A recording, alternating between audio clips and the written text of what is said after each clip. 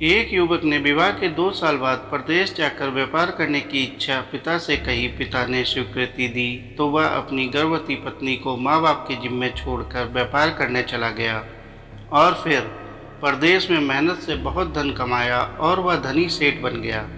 17 वर्ष धन कमाने में बीत गए तो संतुष्टि हुई और वापस घर लौटने की इच्छा हुई।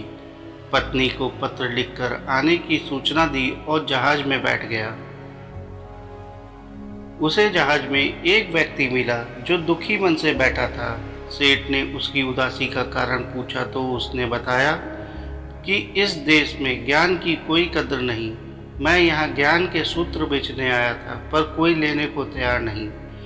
सेठ ने सोचा, इस देश में मैंने बहुत धन कमाया है और यह मेरी कर्म भूमि है, इसका मान रखना चाहिए। उसने ज्ञान के सूत्र खरीदने की इच्छा जताई।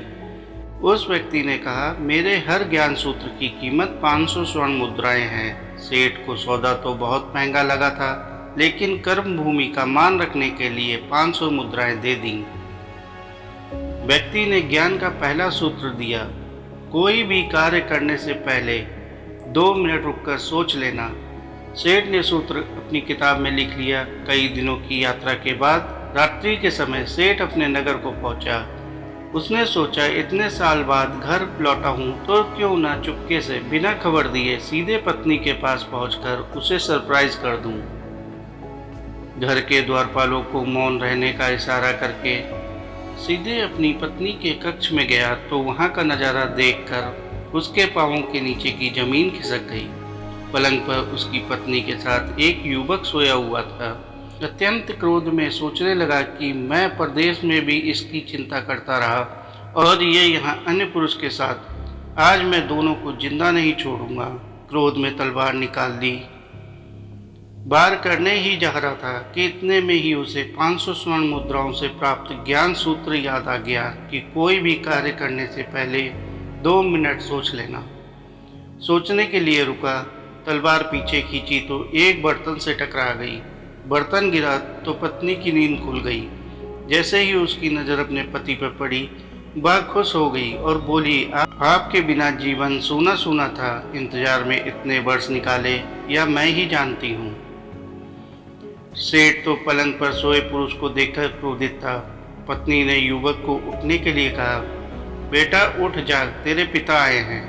युवक ने जैसे ही उठकर पिता को प्रणाम करने झुका, माथे की पगड़ी पैरों में गिर गई। उसके लंबे बाल बिखर गए। सेठ की पत्नी ने कहा, स्वामी ये आपकी बेटी है, पिता के बिना इसके मान को कोई आँच न आए, इसके लिए मैंने इसे बचपन से ही पुत्र के समान पालन पोषण और संस्कार दिए हैं।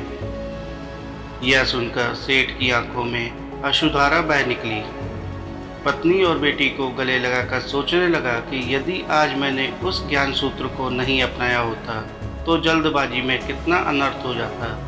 मेरे ही हाथों मेरा निर्दोष परिवार खत्म हो जाता।